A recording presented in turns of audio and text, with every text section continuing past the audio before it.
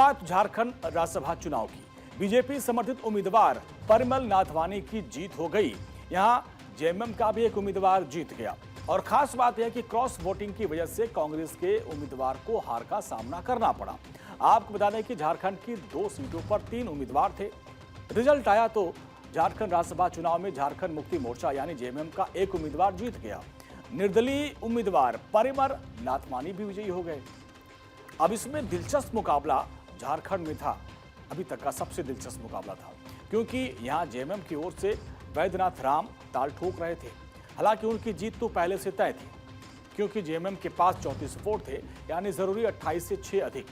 और दूसरी ओर टक्कर कांग्रेस के प्रणव झा और बीजेपी समर्थित निर्दलीय परिमल नाथवानी के बीच में थी। कांग्रेस के पास अपने 16 वोट थे और जीत के लिए उसे 12 वोटों की जरूरत थी। कांग्रेस जेएमएम के 6 एक्स्ट्रा वोट, आरजेडी के 2 और लेफ्ट के 4 वोटों के भरोसे थी। लेकिन ये वोट कांग्रेस उम्मीदवार को क्रॉस वोटिंग की वजह से नहीं मिल पाया। अब आपको बता दें कि राज्यसभा की 27 सीटों पर हुए चुनाव में जिनमें से 24 सीटों पर उम्मीदवार निर्विरोध चुन लिए गए। इन 24 सीटों में बीजेपी गठबंधन ने 19 और विपक्षी दलों ने 5 सीटों पर जीत दर्ज की। झारखंड में दिलचस्प मुकाबला था। निर्दलीय उम्मीदवार के जीतने पर एनडीए का आंकड़ा बढ़कर 20 हो गया। मिजोरम की बात करें तो राज्यसभा चुनाव का रिजल्ट अभी आना बाकी है।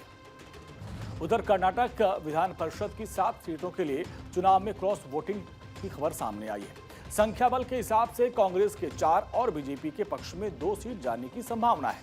7वीं सीट पर कांग्रेस के उम्मीदवार का मुकाबला जेडीएस के उम्मीदवार से है। अब बताया जा रहा है कि बीजेपी को यहां चुनाव में असहज स्थिति का सामना करना पड़ा। पार्टी से कुछ दिन पहले ही निष्कासित किए गए 2 विधायकों ने कांग्रेस के उम्मीदवार के समर्थन में अपना वोट दे दिया।